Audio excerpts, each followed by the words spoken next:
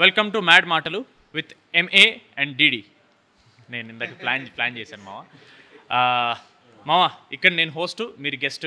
Okay, నేను మ్యాడ్లో DD కాదు అని మీరు ఆన్సర్ చేయాలి మామ. ఓకే, ఇది ఫిక్స్ అయిపోండి. Okay, so first question, mad 2 చేయడం మీకు ఎలా ఉంది? అలాగే మ్యాడ్ 1కి మ్యాడ్ 2కి ఇంత దూరం తీసుకొచ్చింది ఇలాంటి క్వశ్చన్స్ అడగడానికి. పదమా వెళ్ళిపోదాం మనం.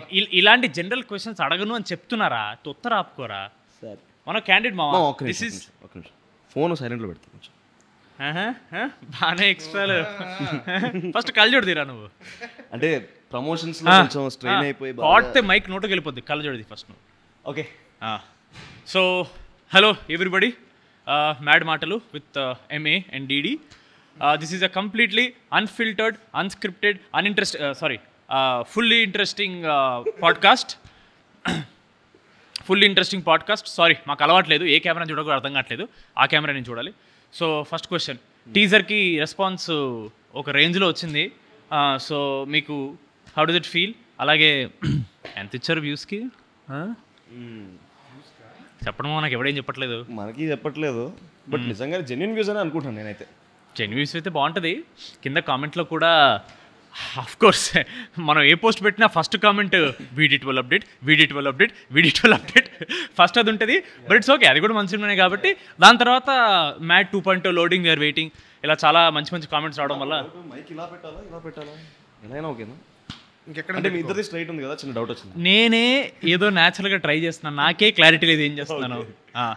నెక్స్ట్ క్వశ్చన్, మ్యాడ్ 1 ఫ్లూక్లో ఆడేసిందని బయట టాకు 2-3 అంటున్నారు. మరి దానికి మీ రెస్పాన్స్ ఏంటి? ఫ్రాంక్గా మాట్లాడుకుందామా. ఫ్లూక్లో మన ముగ్గురిది ఫస్ట్ సినిమా. మన ముగ్గురం ఫస్ట్ సినిమా చేసినప్పుడు ఫ్లూక్లో ఆడడం అనేది ఇంపాసిబుల్. ఇన్ మై ఒపీనియన్, మన ఫ్రెండ్షిప్ బయట ఎలా ఉందో స్క్రీన్ మీద ట్రాన్స్లేట్ అయింది కాబట్టి I believe it worked well for the film. నేను అనేది ఏంటంటే, ఇప్పుడు పెద్ద హీరో సినిమా వచ్చింది అంటే అది ఫ్లూక్లో ఆడింది అంటే ఒప్పుకుంటాం. ఎందుకంటే హీ హాజ్ స్టార్ బేస్ ఉంటుంది. ఒక 1000 మంది బయటికి వెళ్ళి సినిమా బాగాలేకపోయినా బాగుంది అని చెప్పడానికి జనాలు ఉంటారు. అలాంటిది మనం కొత్త ఫేసెస్ పెట్టుకొని అలా వచ్చినప్పుడు అలా చెప్పే వాళ్ళు ఎవరు ఉండరు.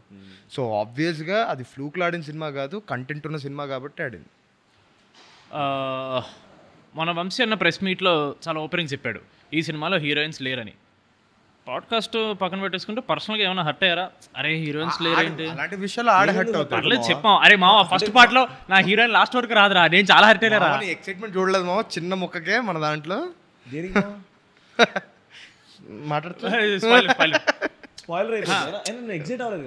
చెప్పు. ఇప్పుడు సెకండ్ పార్ట్ చిన్న ముక్కకి ఎక్సైట్ అయ్యా మావా, నేను చాలా చూసా. హీరోయిన్స్ లేకపోయినా అమ్మాయిలు ఉన్నారు. ఎవరన్నా ఓకే అంటున్నాం, సినిమాలో అమ్మాయిలు ఉండాలంటున్నాం. అంటే సినిమాలో అమ్మాయిలు లేకపోతే సినిమా హిట్ అవ్వదు అని చెప్తున్నాడు రామ్నిత్, అదేనా? సో బేసికలీ అమ్మాయిలు అనేది అందమ్మా, ఏ సినిమాకైనా సరే ఆ అందం ఉంది కాబట్టి సినిమాలో వర్కౌట్ అవుద్ది అంటున్నాను. హీరోయిన్లు ఉన్నారు లేదా పక్కన పెట్టేస్తే ఫీమేల్ ఎనర్జీ ఇస్ దేర్ మా ఫిల్మ్లో. వీడు ఆన్సర్ బాగా ప్రిపేర్ వచ్చాడు. ఈ టాపిక్ని కూడా వదిలేద్దాం. సో మ్యాడ్ 2 ఏంటి మీ ఎక్స్పెక్టేషన్ ఏంటి? ఎలా ఉంటుందని అనిపిస్తుంది మీకు? నాకైతే చాలా పెద్ద ఎక్స్పెక్టేషన్ ఉంది. మ్యాడ్కి నాకు ఎక్స్పెక్టేషన్ ఉన్నా సరే, ఫస్ట్ టైం కదా, మళ్ళీ నిజంగా చూస్తారని లేదని చిన్న సెల్ఫ్ డౌట్ ఉన్నా సరే, ఈసారి కాన్ఫిడెన్స్ ఉంది. Not over confident, but I'm very confident that this film will hit a very big numbers maybe. So ఇది మ్యాడ్ 1కి 10 times ఉంటుందని నేను నమ్ముతున్నా. మొన్న వంశీ అన్న ఇగో ఇలాంటి మాటలు మాట్లాడదని చెప్పాడు 10 times. కళ్యాణ్ అన్న కూడా చెప్పాడు ఇదే ఓవర్ కాన్ఫిడెన్స్ వద్దురా అని. ఓవర్ కాన్ఫిడెన్స్ వద్దు, కాన్ఫిడెంట్ మాట చాలు. ఓకే, డెఫినెట్లీ మ్యాడ్ 1 కన్నా చాలా ఎంటర్టైనింగ్ ఉంటుంది. అసలే బయట సినిమా బాగుంటే టమాటాలు ఇస్తున్నారు, బాగుపోతే టీ కప్పులు పలగొడుతున్నారు. అసలు టీయే కాదంటున్నారు. అంటే మనం మ్యాడ్ 1లో bro we had individual tracks, ఒక లవ్ ట్రాక్, ఒక 3 లవ్ ట్రాక్లు, ఇవన్నీ ఉండడం వల్ల ఎంటర్టైన్మెంట్ ఎక్కడో ఒక్క దగ్గర లాగ్ అవుతూ ఉంటుంది. సో ఈసారి మనం కంప్లీట్గా కాన్సన్ట్రేట్ చేసింది ఎంటర్టైన్మెంట్ పైన.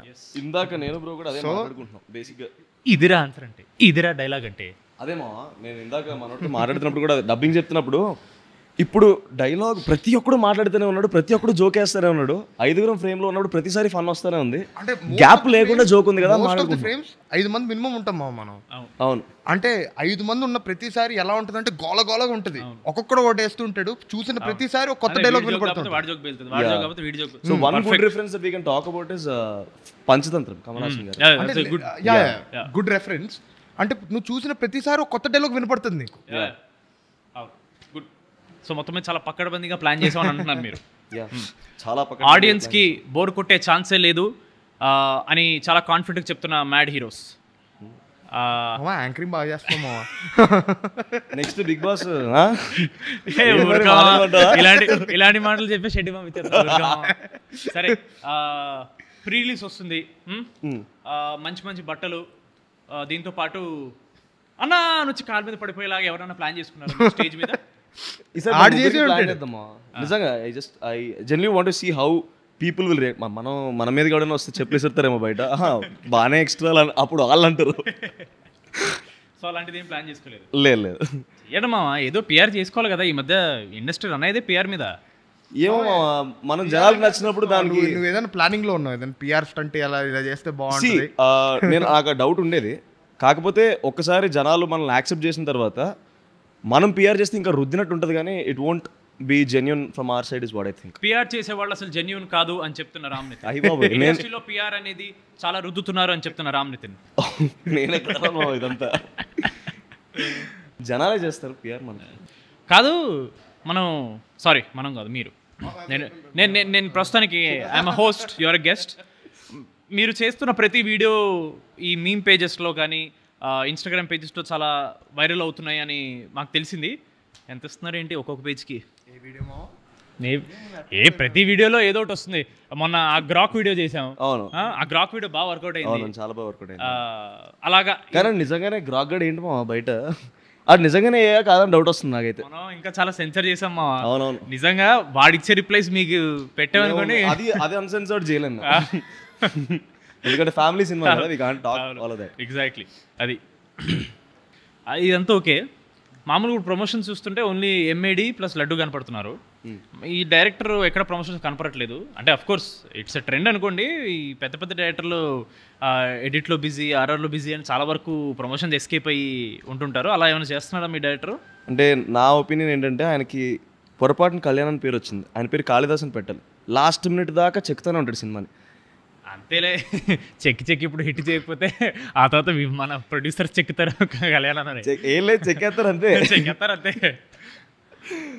సో యా, ఈజ్ అ పని రాక్షసుడు అంతే, ఇంకా అంతకన్నా ఏం చెప్తాం. మరి నువ్వేం చేస్తున్నావురా?